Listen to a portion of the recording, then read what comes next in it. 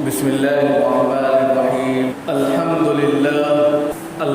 لله رب العالمين، والصلاة والسلام على سيد الأنبياء والمرسلين محمد بن عبد الله الأمين وعلى آله وأصحابه وأزواجه وذرياته وأهل بيته وسلم تسليما كثيرا كثيرا. أما بعد، أعوذ بالله من الشيطان الرجيم. بسم الله الرحمن الرحيم.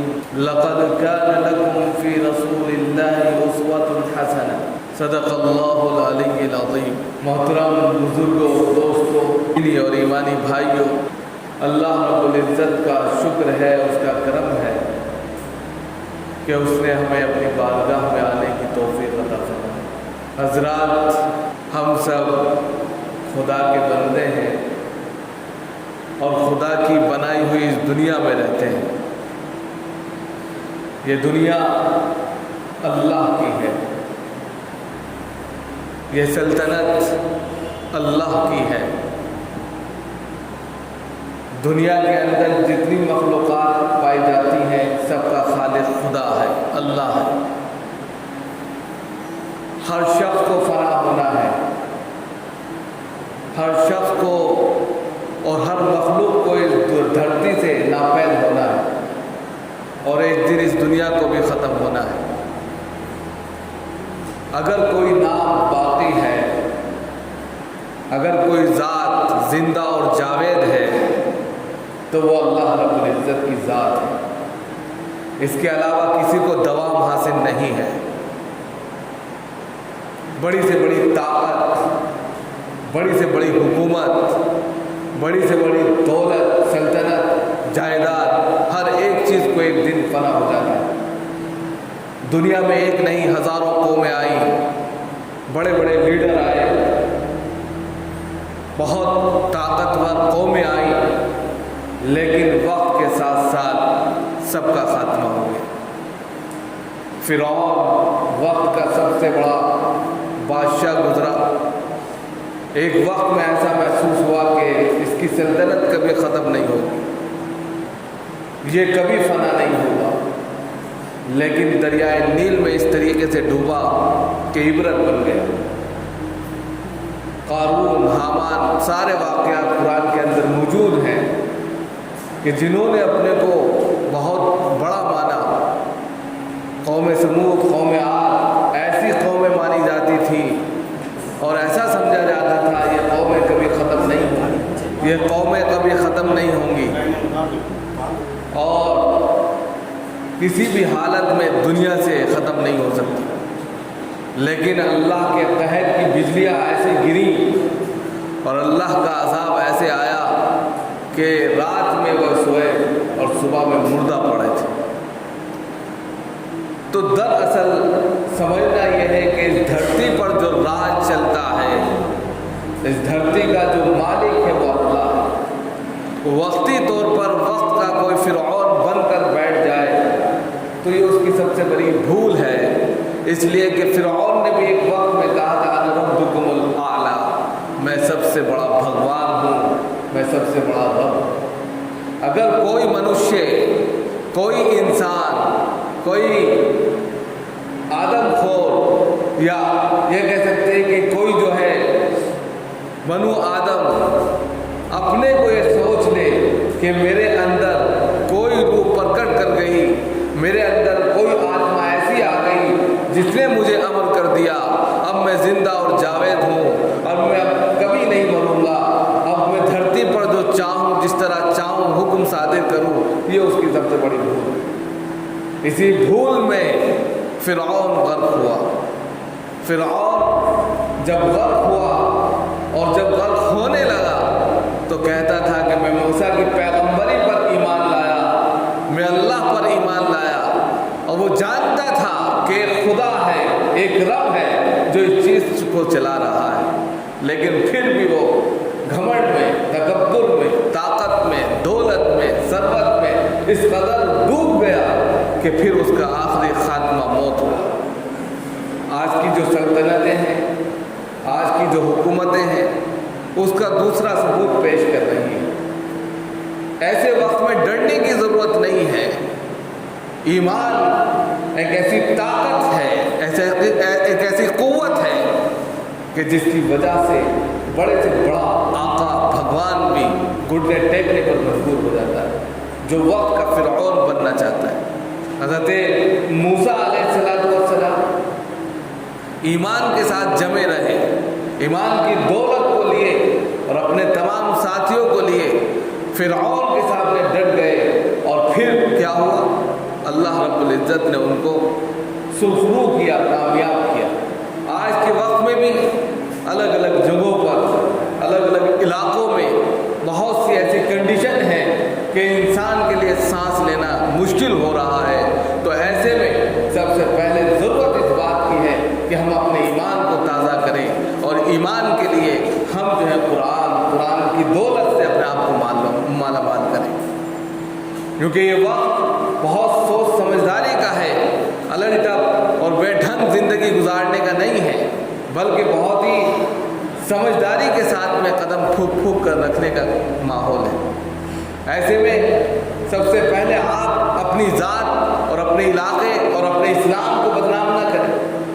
آپ کی شخصیت، آپ کے وجود سے خود آپ کی ذات ہی کو نہیں بلکہ دوسرے کو بھی تکلیف نہ پہنچے، یہ سوچنے کی آپ فکر کریں، اور ایمان کی دولت سے اپنے آپ کو مزین کریں کہ یہ جو حالات ہیں اس وقت، یہ حالات تبدیل ہوں گے، اس لیے کہ وقت کا جو چکر ہے، وقت کا جو پہیہ ہے، وہ خدا کی قدرت میں ہے، خدا جب چاہے اس کو موڑ سکتا ہے۔ لہذا ایسے میں ہم سب سے پہلے اپنے آپ کو تیار کریں کہ ہم 5 وقتہ اپنے علاقے کی مسجدوں میں نماز پڑھیں۔ آج مسجدوں پر جو آفت ہے وہ صرف اس بنیاد پر ہے کہ ہم نے مسجدوں میں جانا چھوڑ دیا، مسجدوں میں عبادت کرنا چھوڑ دیا۔ اپنے علاقوں کی مسجدوں کو آباد کریے، یہ وقت کی ضرورت ہے، ورنہ کل خدا کے دربار میں کیا تم دکھائیں گے کہ میرے گھر لٹ رہے تھے، میرے گھروں کو برباد کیا جا رہا تھا اور ان کے خلاف پلاننگ کی جا رہی تھی، کاش کہ تم آتے اور اس میں عبادت کرتے۔ اسی کی وجہ سے وہ لوگ ڈر جاتے اور خوف کھا جاتے، لیکن تم لوگ سوتے رہے، میرے گھر کو لٹتا ہوا دیکھتے رہے، اور یہ ہاتھ پر ہاتھ رکھ کر بیٹھے رہے کہ خدا کی مدد آئے گی۔ خدا کی مدد وہاں نہیں آتی جہاں نکمے ہوتے ہیں، جہاں سست لوگ پڑ جاتے ہیں، جہاں اپنے کو قائل اور اپنے کو جو ہے کہہ سکتے ہیں کہ اس سے پیچھے ہٹا لیتے ہیں۔ خدا کی مدد وہیں آتی ہے، نصرت وہیں نازل ہوتی ہے جہاں انسان خود اپنے طور پر تیار ہوتا ہے۔ غزوہ بدر کا واقعہ دیکھیے، اگر اللہ کے رسول صلی اللہ علیہ وسلم مدینے میں رہ کر اللہ کی مدد حاصل کرتے رہتے تو کیا مدد آتی؟ تقریباً 17 غزوات ہوئے، نبی پاک علیہ السلام جن کے لیے دھرتی بنائی گئی، وہ چاہتے جو چاہتے دعا کر لیتے، لیکن کیوں ان کو جنگوں میں تپایا گیا؟ اذن للذین کفروا یقاتلون بانہم ظلموا، کیوں کہا گیا کہ اگر کوئی شخص آپ پر ظلم کرتا ہے، اٹیک کرتا ہے، ڈیفینس میں آپ بھی اس پر اٹیک کر سکتے ہیں۔ ڈیفینس کا یہ قانون ہندوستان میں بھی پاس ہے کہ اگر کوئی شخص آپ پر اٹیک کر رہا ہے تو آپ اپنا بچاؤ کریں گے کہ نہیں کریں گے؟ تو اپنے بچاؤ میں آپ کم از کم مسجدوں کو تو آباد کریں۔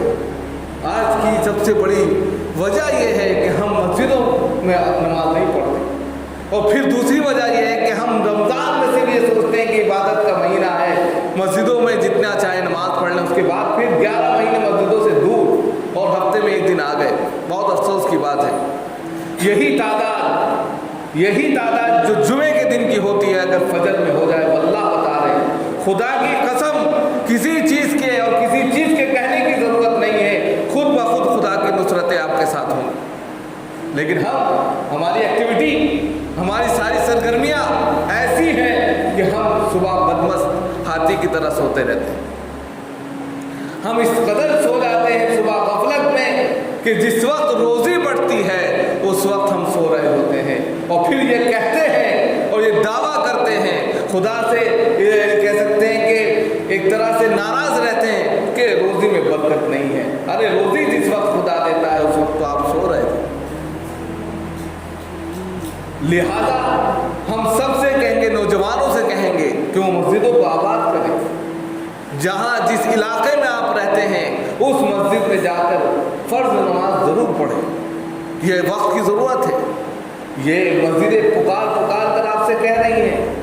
فجر میں 4-6 لوگ ہوتے ہیں, کوئی بات ہے؟ مسجدوں کا حق نہیں ہے کیا؟ ظہر میں عام دنوں میں زیادہ 2 صف ہو جاتی ہیں. بہت افسوس کی بات ہے. آپ سارے کام کریے, اللہ رب العزت آپ کے کاموں سے روکتا نہیں ہے آپ کو. خود قرآن کہتا ہے فَإِذَا قُضِيَتِ الصَّلَاةُ فَانتَشِرُوا فِي الْأَرْضِ وَابْتَغُوا مِنْ فَضْلِ اللَّهِ. جب نماز سے فارغ ہو جاؤ اللہ کا رزق کے لیے زمین میں پھیل جاؤ. خود قرآن کہتا ہے. روزی روٹی کے لیے روکا نہیں ہے, لیکن وَإِذَا نُودِيَ لِلصَّلَاةِ مِنْ يَوْمِ الْجُمُعَةِ فَاسْعَوْا إِلَى ذِكْرِ اللَّهِ. جب اللہ کا ذکر سنو, اس کی آواز سنو, اس پر لبیک کو, ساری چیزوں کو چھوڑ کر اللہ کی طرف چل کھڑے ہو جاؤ. فاسعوا, تیزی کے ساتھ دوڑو. جب اللہ کا پیغام سنو, اس کا میسج سنو کہ آؤ کامیابی کی طرف, حی علی الصلاۃ حی علی الفلاح, آؤ نماز کی طرف, آؤ کامیابی کی طرف. جب یہ آواز سنو تو تیزی کے ساتھ بھاگو. یہ وقت کی ضرورت ہے. اگر اس وقت آپ نے اس چیز کو نہیں سمجھا تو پھر بعد میں یہ کہنے کا حق بھی نہیں ہوگا کہ ہمارے ساتھ ناانصافی ہوئی. ناانصافی اس وقت ہوتی ہے جب آپ نے اپنا حق ادا کیا ہو. آپ اپنا حق ادا نہیں کر رہے اور پھر کہتے ہیں کہ ناانصافی ہو رہی ہے, تو یہ غلط ہے. جو کوئی بھی شخص, اگر کسی بھی, آپ اپنے گھر میں رہتے ہیں, کوئی دوسرا شخص دعویٰ کر سکتا ہے؟ دعویٰ نہیں کر سکتا. لیکن جب آپ اس میں رہتے ہی نہیں ہیں, کوئی دوسرا شخص آ کر رہنے لگے تو کیا کہیں گے آپ؟ فلاں نے قبضہ کر لیا. ارے جب آپ اپنی مسجدوں کو آباد کریں گے, کسی کی مجال نہیں ہے کہ کوئی آپ سے کوئی چیز لے لے, کوئی دعویٰ کر دے. تو آج کے وقت میں سب سے بڑی ضرورت اس بات کی ہے میرے بھائیوں کہ اپنے علاقے کی مسجدوں کو آباد کریں. وقت نکال کر فرض نماز اپنی مسجدوں میں ضرور پڑھیں. سنتیں اپنے گھر میں پڑھ لیں, جہاں کاروبار کرتے ہیں وہاں پڑھ لیں, لیکن فرض نماز اپنی مسجدوں میں ضرور ادا کریں. یہ وقت کا تقاضا ہے. اور جناب محمد رسول اللہ صلی اللہ علیہ وسلم نے ایک موقع سے کہا تھا کہ مجھے بہت افسوس ہوتا ہے اور میں چند نوجوانوں کو اکٹھا کروں اور کہوں کہ وہ لکڑیاں چن کر لائیں اور میں ان کے گھروں میں جا کر آگ لگا دوں, جو بغیر کسی مجبوری کے اپنے گھروں میں نماز پڑھ لیں اور مسجدوں میں نہیں آتے. اتنی بڑی تبلیغ کہ بغیر کسی مجبوری کے وہ ہٹے کٹے ہیں, چل کر جا سکتے ہیں, مسجدوں کو آباد کر سکتے ہیں, لیکن لاپرواہی میں گھر میں نماز پڑھ لی, دکان میں نماز پڑھ لی. غلط ہے. جناب محمد رسول اللہ صلی اللہ علیہ وسلم کے زمانے میں 2 شخص مسجد میں نہیں آتے تھے. یا تو وہ بہت بیمار ہے, اور بیمار بھی اس حد تک ہے کہ 2 آدمیوں کے سہارے سے بھی چل نہیں سکتا, ورنہ یہ کنڈیشن تھی کہ ایک شخص اتنا بیمار ہے کہ 2 شخص کے سہارے سے وہ مسجد تک پہنچ سکتا ہے تو وہ مسجد میں آ جاتا تھا. مسجد نبوی آباد ہوتی تھی. یا تو وہ بہت بیمار ہے یا کہیں گیا ہوا ہے, یعنی کہ وہ سفر پر ہے, گھر میں آج کل شہر میں نہیں ہے, یا دوسرا وہ شخص جو منافق ہے. ان 2 کے علاوہ مسجد نبوی سے کوئی غائب نہیں رہتا. ہر شخص مسجد نبوی میں آ کر مدینے میں نماز پڑھتا تھا. آج وہی نمونہ ہمارے سامنے اگر آ جائے, واللہ تعالی خود بخود دیکھیے اللہ کی نصرت مدد شامل ہے. حل اللہ رب العزت نے اس دھرتی پر بہت سے اپنی کتاب کے اندر نمونے عبرت دکھائی. ابرہۃ الاشرم کا نام سنا ہوگا آپ نے, نہیں سنا تو وہ یمن کا ایک بڑا لیڈر تھا اور سنا میں اس نے گرجا گھر بنایا تھا, اور اس کے بعد جو ہے وہ مکہ جو تمام کے تمام لوگوں کا ایک مرکز ہے, عبادت کی ایک جگہ ہے, آستھا کی ایک جگہ ہے, جس سے ہر شخص عقیدت رکھتا ہے, وہ چاہتا تھا کہ یہ مقام اور مرتبہ سنا کے گرجا گھر کو حاصل ہو جائے. تو اس نے اس خندق میں, اس جلن میں, اس کڑھن میں مکہ پر حملہ کر دیا کہ میں مکہ کو ڈھا دوں گا, ختم کر دوں گا, اس کو ناپید کر دوں گا, گرا دوں گا. تو پھر یہ تقدس اٹھ کر خود بخود سنا چلا جائے. اب جو ہے وہ اپنے ہاتھیوں کے ساتھ لاؤ لشکر کے ساتھ مکہ آ گئے حملہ کرنے کے لیے۔ حضرت ابو طالب اس وقت جناب محمد رسول اللہ صلی اللہ علیہ وسلم کے دادا محترم، اس وقت وہاں کے سردار تھے، کہہ سکتے ہیں چودھری تھے، وہاں کے ذمہ دار تھے۔ آتے ہی اس نے ان کے 200 اونٹ بھی چھین لی ابراس الاشرم نے۔ اب بتائیے کوئی بادشاہ اگر کسی جگہ جا رہا ہے تو بادشاہوں کی عادت عام طور پر لٹانے کی ہوتی ہے، خرچ کرنے کی ہوتی ہے، پردہ کو کھلانے کی ہوتی ہے، لوٹ مار کی نہیں ہوتی۔ اور جو لوٹ مارے وہ بادشاہ نہیں ہو سکتا، جو لوٹ مار کرے وہ بادشاہ نہیں ہو سکتا، خدا کی پھٹکار اس پر آنی آنی۔ انہوں نے ان کے 200 اونٹ چھین لی، اور چھینے کیوں کہ زبردستی میرے پاس آئیں گے، فریاد کری۔ اب وہ آئے حضرت ابو طالب اور کہا کہ بھائی میرے 200 اونٹ آپ نے چھینے ہیں، وہ واپس کریے۔ کہنے لگا ارے میں تو مکہ کو ڈھانے آیا، تم اس کی بات نہیں کرتے، اور 200 اونٹ کی بات کرتے ہو، معمولی چیز ہے یہ، تو میں کیا تمہیں 400 دے دوں گا؟ کہنے لگے مکہ کا اس گھر کا ایک رب ہے وہ جانے، میں اونٹوں کا مالک ہوں میں جانوں۔ یہ لفظ انہوں نے کہے تھے۔ اور پھر اللہ رب العزت نے اپنے گھر کی حفاظت کی تھی کہ ابراس الاشرم کے پورے وجود میں بیماری پڑ گئی تھی، ہاتھ کٹ کے گرنے لگے تھے، اس کا اونٹ، یہ پورا ایک واقعہ ہے۔ یہاں سے ہمیں سبق ملتا ہے، سبق یہ ملتا ہے کہ اللہ کے گھر پر یا اللہ کے گھر کی طرف اگر کوئی شخص قدم اٹھاتا ہے تو آج نہیں تو کل اس کی بربادی ہے۔ دیر سویر ضرور لگ سکتی ہے، لیکن فی نفسی وہ زندگی میں کبھی کامیاب نہیں ہو سکتے۔ تاریخ گواہ ہے، ہسٹری اٹھا کر دیکھ لیجئے، جنہوں نے بھی مسجدوں پر چڑھائی کی، مسجدوں پر غلط خراج چلائے، جنہوں نے مسجدوں پر غلط بیان دیے، ان کی زندگی تباہ ہو گئی۔ ہم پورا چیپٹر تو نہیں کھول سکتے، لیکن اتنا ضرور کہہ سکتے ہیں کہ اتہاس کے پنے اگر آپ کھنگالیں تو اس میں آپ کو سینکڑوں ایسے واقعات مل جائیں گے جو عبرت کے لیے بہت کافی۔ لہذا ہمیں اس بات کی ضرورت ہے کہ ہم اپنے ایمان کو مضبوط رکھیں کہ اللہ رب العزت کے گھر کی حفاظت خدا خود کر سکتا ہے، بس ہمیں اس گھر کو آباد کرنا ہے۔ آگے کا جو مرحلہ ہے، آگے کی جو چیزیں ہیں، وہ خدا خود جانتا ہے کہ کیسے اس کو صحیح کرنا ہے۔ لیکن جب ہم اس گھر کو آباد نہیں کریں گے تو پھر مجرم ہم بھی ہیں۔ جس طریقے سے وہ مجرم ہے اس کے توڑنے کے، اس کے اوپر مقدمہ کرنے کے، اس کو جو ہے ہر اعتبار سے نقصان پہنچانے کے، اس سے زیادہ مجرم ہم ہیں، اس اعتبار سے کہ ہم نے وہاں جا کر نماز ادا نہیں کی۔ لہذا ہمیں چاہیے کہ ہم اپنے اپنے علاقوں کی مسجدوں میں نماز پڑھیں، دوسرے مسجد اور جو مدرسے چلتے ہیں ان کے ڈاکومنٹ صحیح تیار کر کے اپنے پاس محفوظ رکھیں۔